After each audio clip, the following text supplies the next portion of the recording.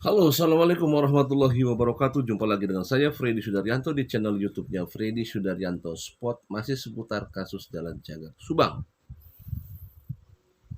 Dari 160 106 saksi, apakah dari 106 saksi itu tidak ada salah satunya yang melihat kejadian di TKP atau melihat seseorang di TKP? Ada, yaitu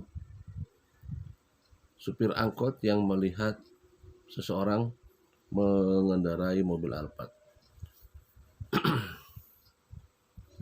Sebenarnya itu bisa jadi kunci itu ya.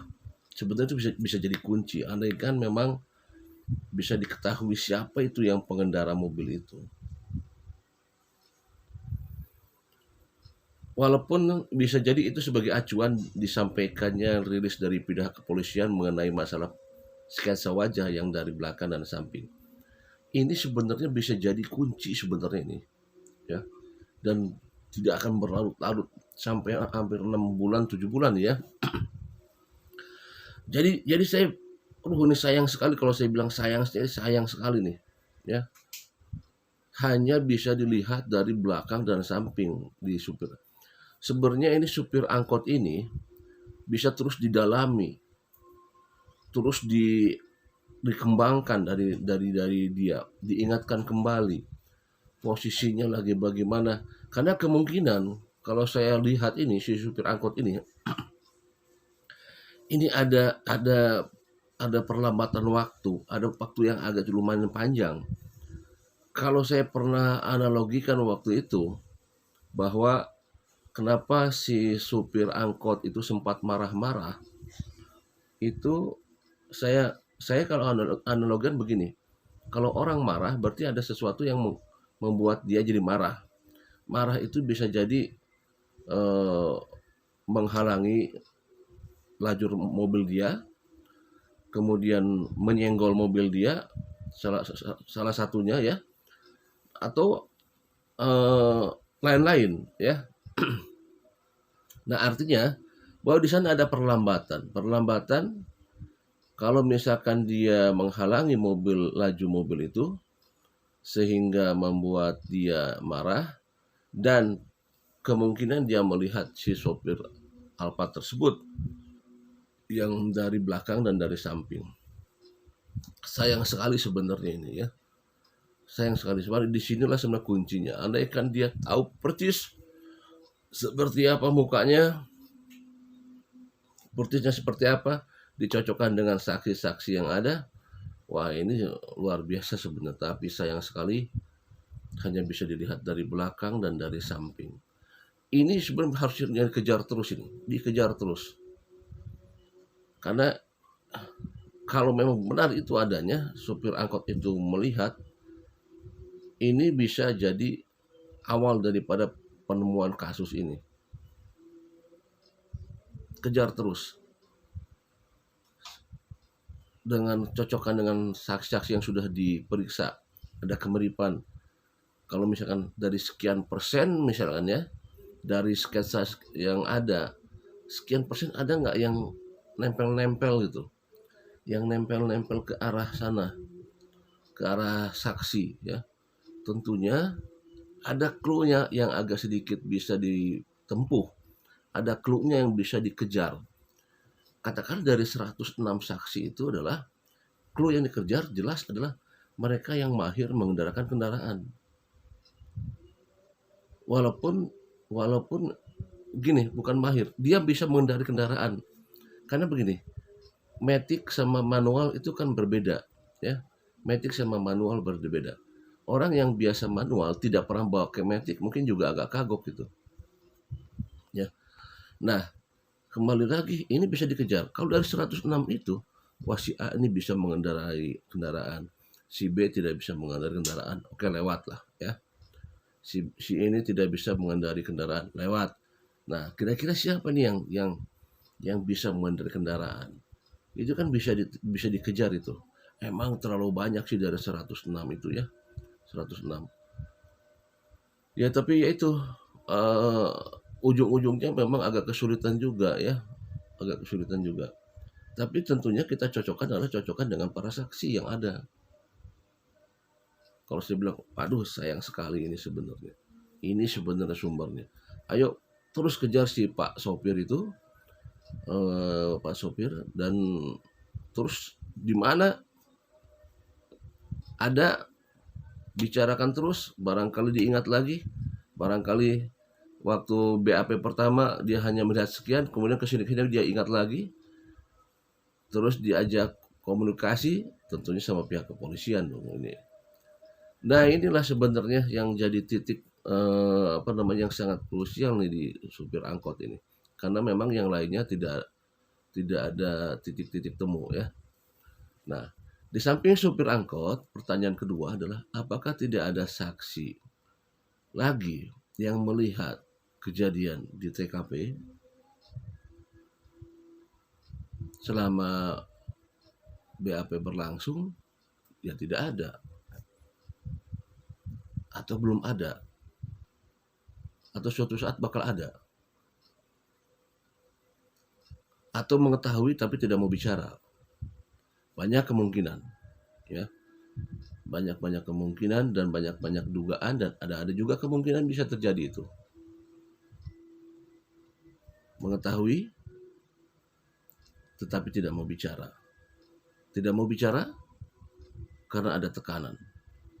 Ada tekanan karena ada ancaman. Atau tidak mau bicara bukan ada ancaman, tetapi diberikan fasilitas. Wah, ini dia nih. Menjadi mumet terus saja nih. Menjadi mumet. Ya. 6 bulan, 7 bulan tidak ada yang melihat, tidak ada alat perekam, tidak ada video yang melihat, tidak ada CCTV yang memantau pergerakan-pergerakannya dari CCTV. Padahal ada 2 CCTV yang hidup, yaitu yang di depan pencucian mobil dan juga yang di tempat jok mobil yang arah Ciseti, yang arah ke sana ke Sagala Herang, dan pencucian di depan pencucian mobil itu kan di depan jalan raya itu sebenarnya. Tapi apakah tidak ada pergerakan-pergerakan yang mencurigakan, baik yang naik motor, baik yang naik mobil? Satu pun tidak ada. Ini yang jadi waduh luar biasa. Ini lewat mana sebenarnya ini? Pelakunya lewat mana? Kalau ya kan jalur Ciseti itu ya, kalau dilihat di TKP-nya, kalau dari di TKP ke depan itu kalau ke arah kiri, ke arah timur, itu pasti terpantau oleh CCTV yang ada di depan pencucian mobil. Kalau ke arah kanan, ke arah Cijengkol, ke arah Sagala Herang, di sana ada CCTV yang di tempat jok mobil. Bisa terekam sebenarnya. Tapi memang ada satu lagi jalan ke arah Bunihayu, di belakang dari TKP, arah Bunihayu. Kalau saya lihat arah Bunihayu itu memang di sana banyak persawahan. Tapi ada CCTV di salah satu pabrik, yaitu pabrik kimiawi yang catnya warna biru. Itu ada CCTV di sana. Tapi tidak tahu apakah itu CCTV memantau ke jalan apa tidak. CCTV tidak ada. Apakah tidak ada yang ngeronda malam itu? Karena isu-isunya katanya pernah ada yang ngeronda di malam itu. Apakah tidak ada yang melihat? Memang itu kalau lihat di malam hari ya, itu sangat gelap sekali jalan di depan itu. Karena tidak ada lampu PJU di sana.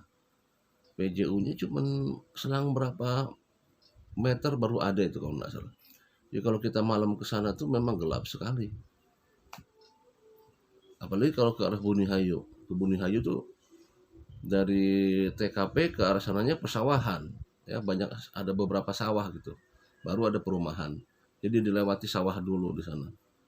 Ada kebun ya, setelah dari TKP ke Bunihayu tuh. Jadi apakah mungkin dari sana keluar masuknya pelaku? Ya, semuanya ada di penyelidik. Semuanya ada di penyidik.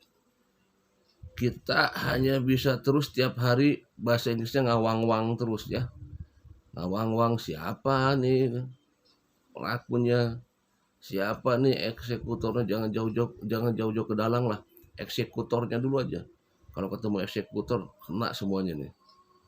Satu aja dari saksi yang kira-kira misalkan ke arah-arah yang ada sedikit keterkaitan,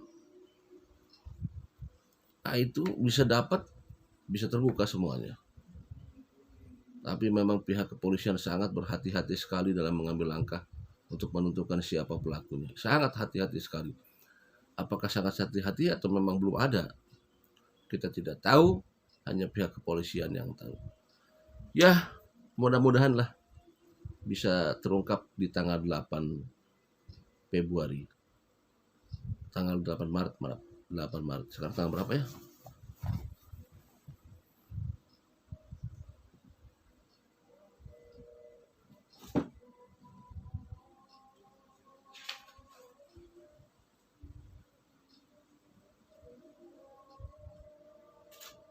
Sekarang tanggal 4 Maret. Mudah-mudahan tanggal 8 Maret bisa ada keputusan dari pihak kepolisian. Semoga. Demikian malam pagi ini, tidak ada kejahatan yang sempurna dan tidak ada kejahatan yang tidak meninggalkan jejak. Semoga semuanya bisa terungkap. Saya ucapkan banyak terima kasih kepada rekan-rekan yang sudah subscribe di channel YouTube saya. Semoga kebaikannya dibalas Allah Subhanahu wa taala dengan rezeki yang banyak dan rezeki yang berlimpah. Dan kita doakan sama-sama saudara-saudara kita yang sedang ditimpa musibah, yang sedang sakit, semoga Allah mengangkat sakitnya. Amin ya rabbal alamin. Assalamualaikum warahmatullahi wabarakatuh.